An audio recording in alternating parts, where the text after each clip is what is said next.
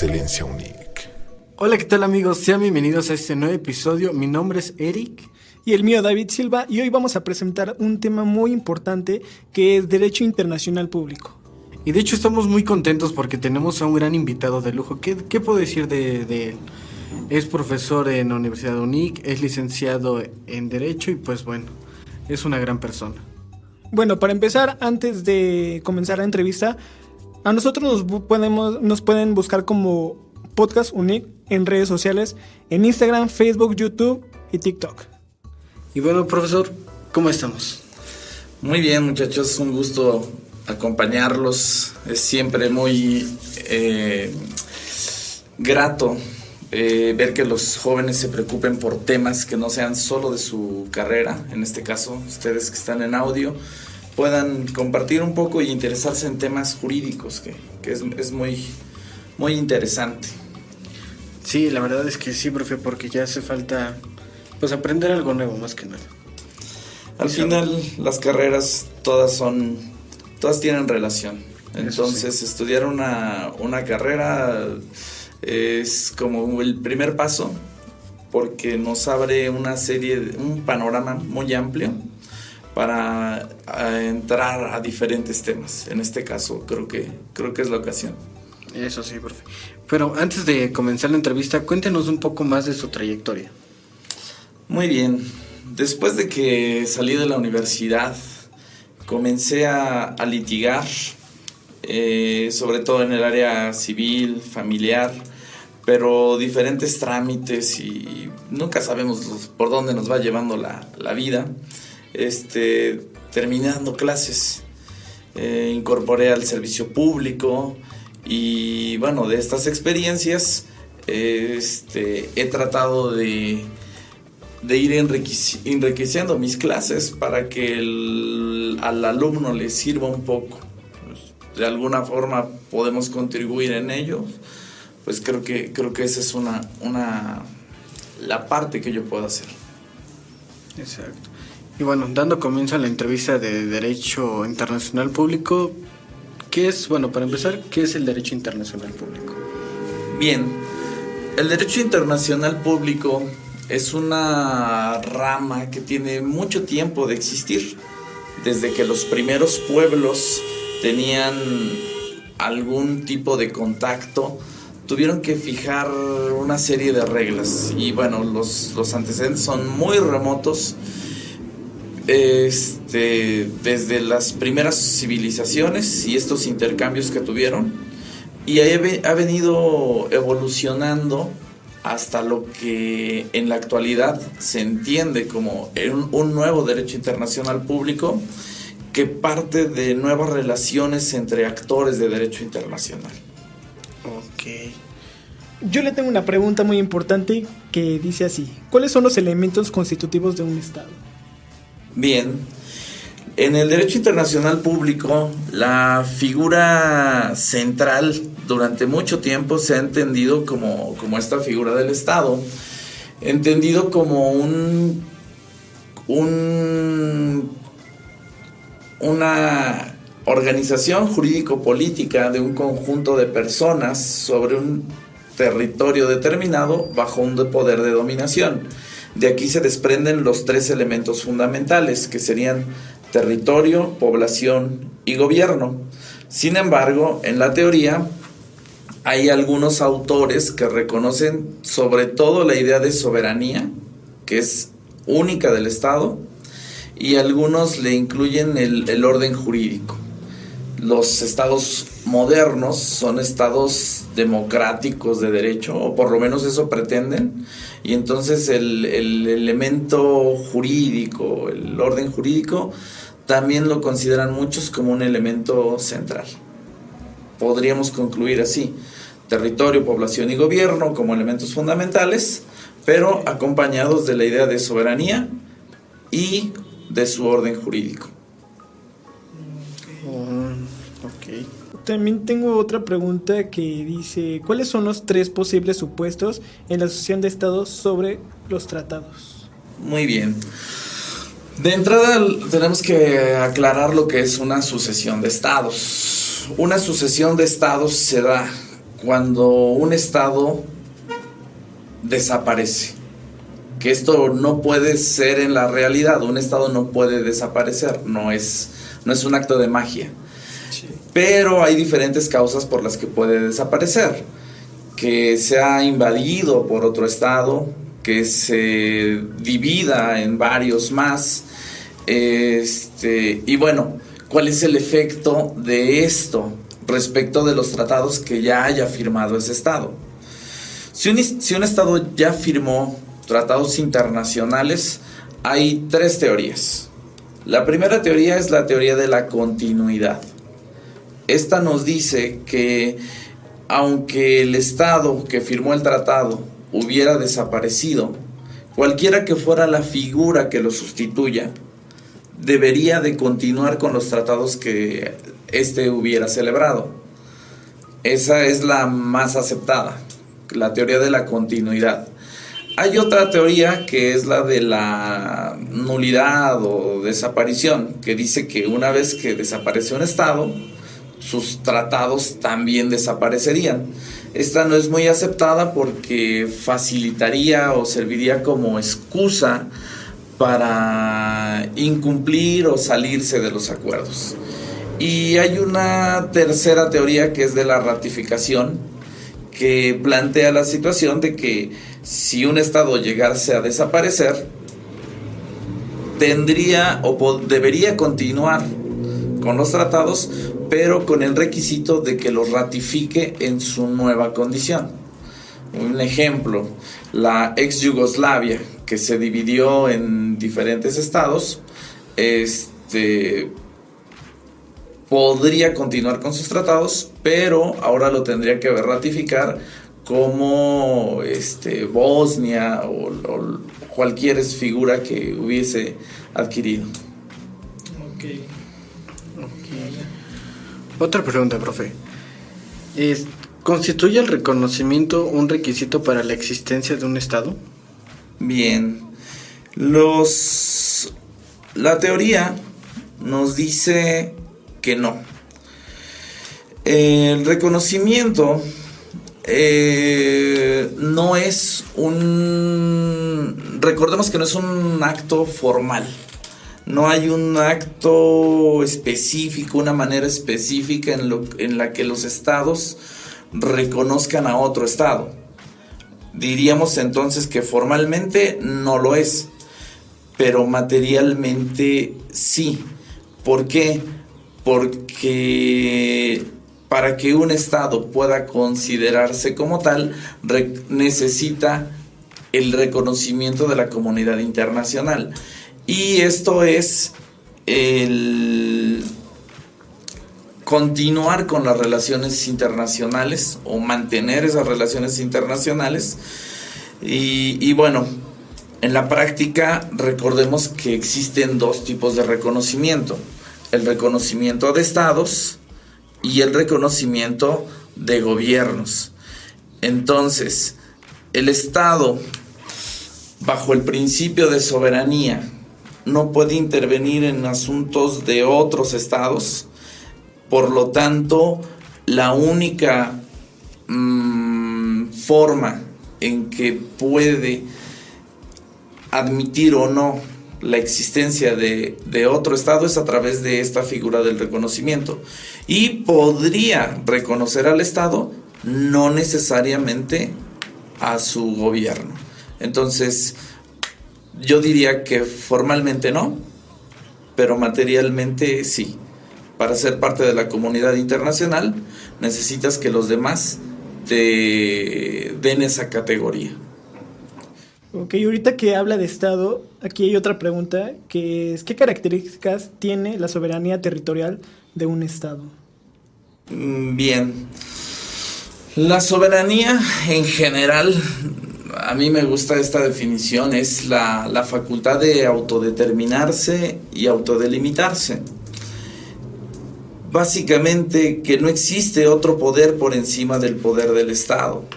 Y respecto de su territorio, se refleja en lo que en derecho se conoce como el imperium. Sí. Esto quiere decir que ese espacio físico que es el territorio solamente reconoce una autoridad, que es la autoridad del Estado.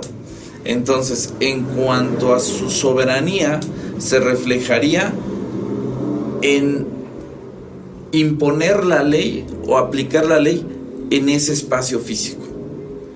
Porque en algún tiempo se planteaba la idea del dominio y decían que el Estado se podría comportar como dueño del territorio. Sin embargo, esto implicaría la posibilidad que cualquier dueño, ¿no? Si tú eres dueño de cualquier bien, puedes disponer de él, regalarlo, venderlo, rentarlo. Sí. Y es algo que no se entiende así sobre el territorio del Estado. Tiene el imperio, que quiere decir que puede imponer y aplicar la ley en ese espacio físico. Ok. ¿Y será que también nos podría explicar en qué consisten las normas imperativas de derecho internacional? Bien. En derecho internacional tenemos algunas fuentes del derecho. En 1980 se firmó la Convención de Viena, que establece el derecho de los tratados, precisamente, y en su artículo 38 del Estatuto de la... Bueno, a partir de aquí se crea el Estatuto de la Corte Internacional de Justicia, nos señala las fuentes del derecho internacional. Como primera fuente están las convenciones internacionales, los tratados, la costumbre internacional, los principios generales del derecho, la jurisprudencia y algunas otras más por ahí que tenemos, que sería la equidad y bueno. Pero como normas imperativas, ¿era la pregunta? Como normas imperativas. Ajá, imperativas. De derecho internacional serían los tratados. Es la principal fuente y bueno, en derecho internacional las relaciones de los estados se rigen bajo el denominado Pacta Sunt Servanda. Este principio nos dice que los tratados se hicieron para cumplirse. Y entonces, una vez que tú, como Estado, firmas un tratado, lo ratificas, estás obligado a cumplir.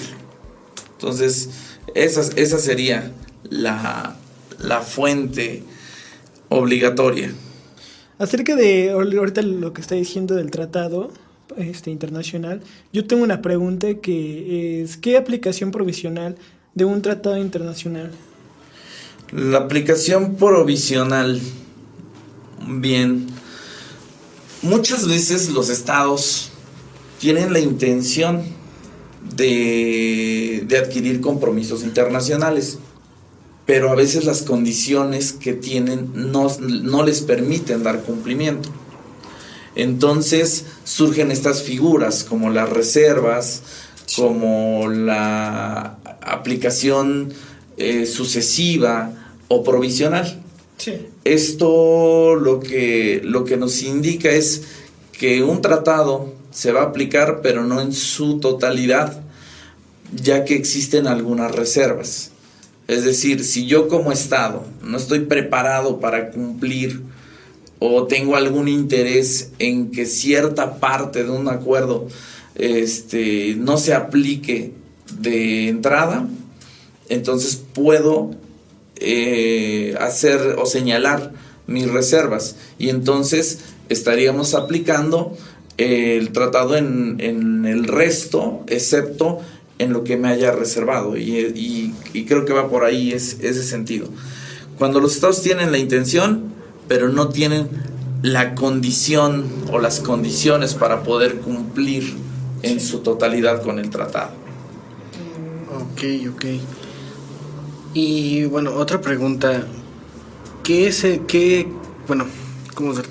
entiende por un tratado, más que nada? Bien. Esta es una figura central y bueno, la idea tradicional de un tratado Bueno, recordemos que los tratados pueden recibir diferentes nombres, Pueden llamarse convenios, convenciones, acuerdos, compromisos, pactos, arreglos, protocolos, códigos, estatutos, en fin. Pero todos hacen alusión a la misma figura. Y la más conocida de las denominaciones es precisamente Tratado Internacional.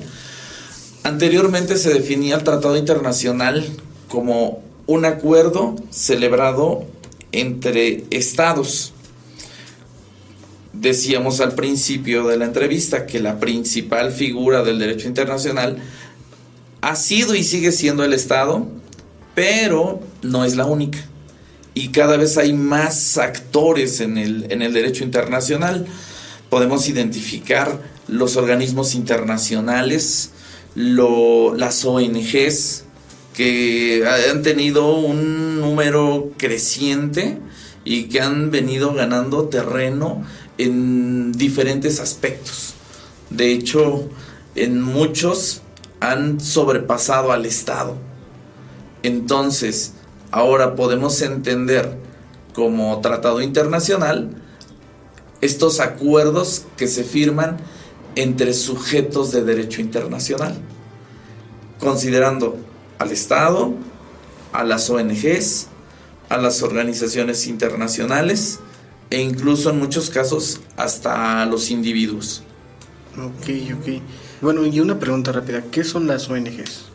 Bien, una ONG, organización no gubernamental, es cualquier organización de la sociedad civil que enfoca sus esfuerzos para atender un problema, no sé si sea correcto, global o colectivo.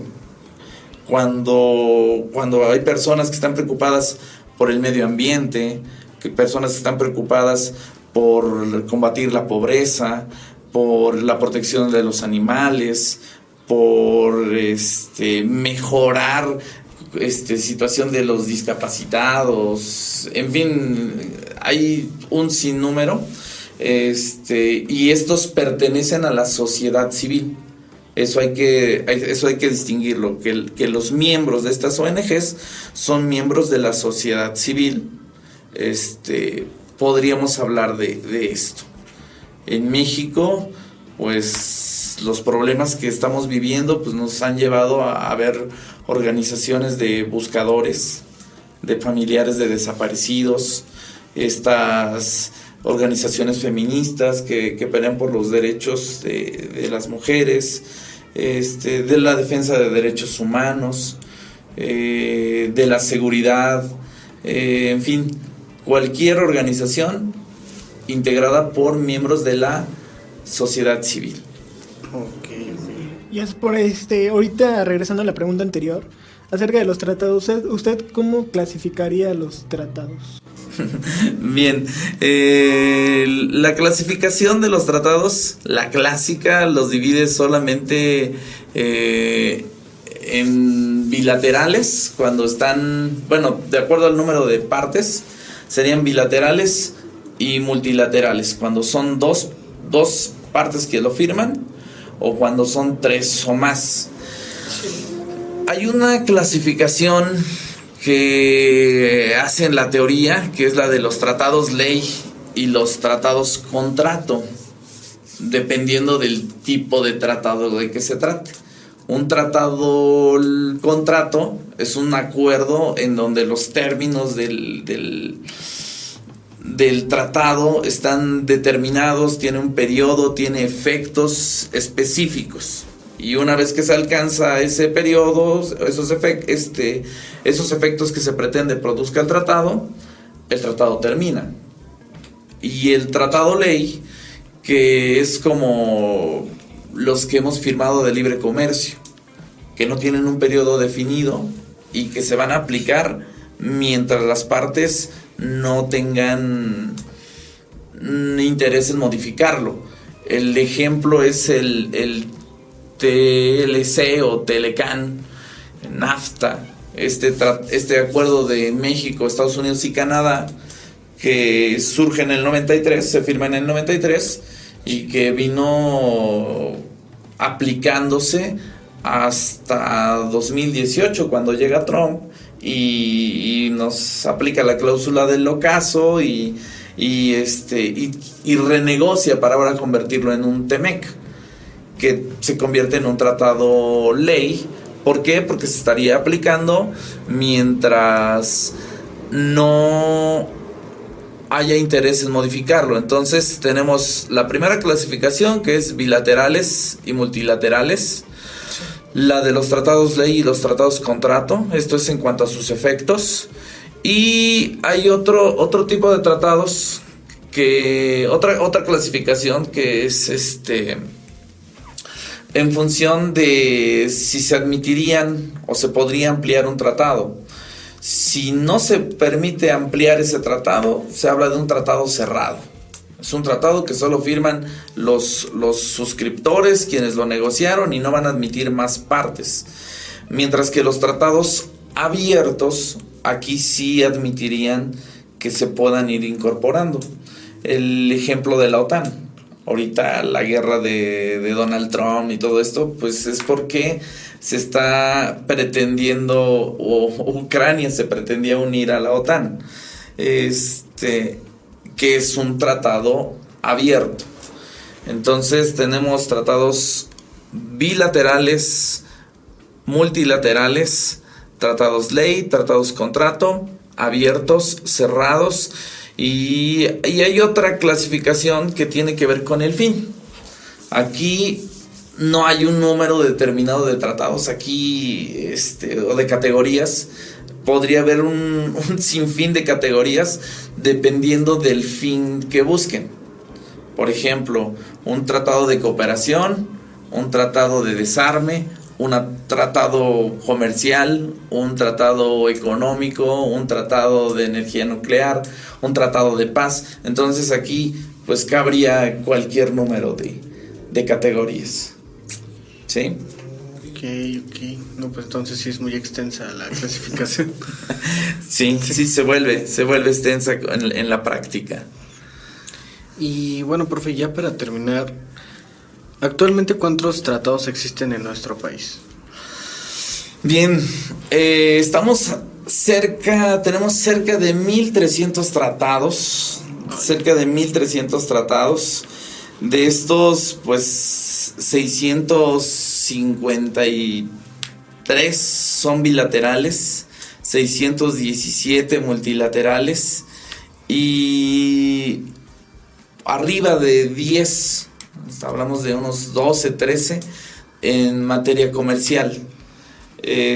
Pero bueno, esto se está moviendo día con día. Las relaciones internacionales pues son muy cambiantes y bueno, ningún país puede vivir aislado.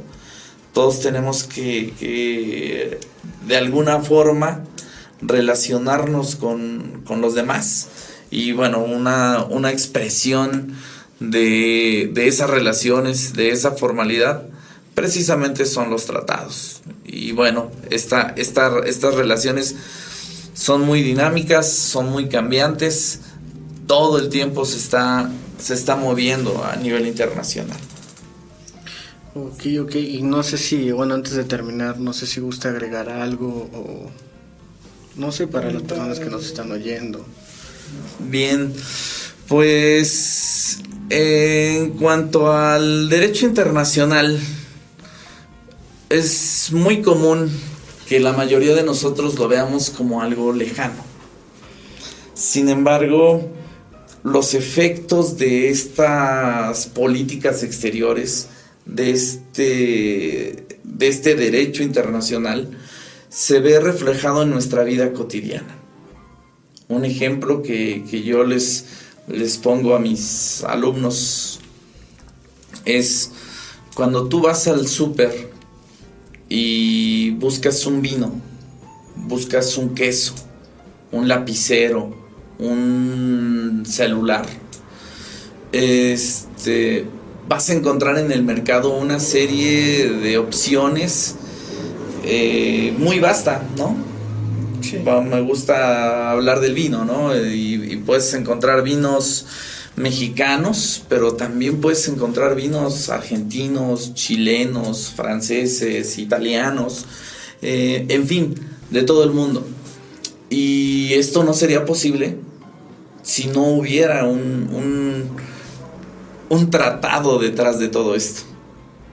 Hace unas décadas, y bueno, las personas de mi generación lo conocimos, existía muy marcado esto que era la fayuca. La famosa fayuca no era otra cosa que mercancía de contrabando, porque México no tenía acuerdos de intercambio comercial que le pudiera precisamente traer mercancías de cualquier parte del mundo fácilmente. Entonces, para que una mercancía nos llegara, podían pasar años, incluso décadas, de cosas, sobre todo tecnológicas, que en otros países ya las tenían, ya las superaron, ya hasta las estaban desechando, y que para nosotros llegaban como la novedad. Entonces, esta política exterior que cambió, este acuerdo comercial, estas relaciones que nos permiten ahora tener mayor contacto con nuevas ideas, con nuevos desarrollos, con la comunidad internacional, y que se vino a disparar con el internet, pues es mucho de ello gracias a este ejercicio de la política internacional. Pues ese sería mi mensaje: considerar que el derecho internacional nos está produciendo efectos todo el tiempo en nuestra vida cotidiana. Ok, la verdad es que parece demasiado interesante el derecho internacional, y pues no queda más que agregar, más que... Sí, fíjense, en la escuela es una materia de las bonitas, yo les digo a mis alumnos, mientras que en otras materias te ves ahí involucrados con cuestiones políticas, sociales, intereses. En el derecho internacional no.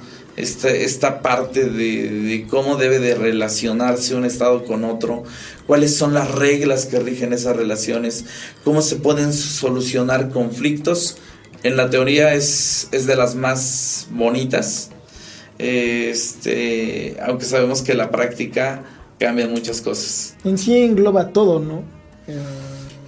Pues en el derecho, dentro de las diferentes clasificaciones, hay una clasificación que lo divide en exterior o internacional e interior. Y sí, digamos que no se puede limitar a ciertos temas.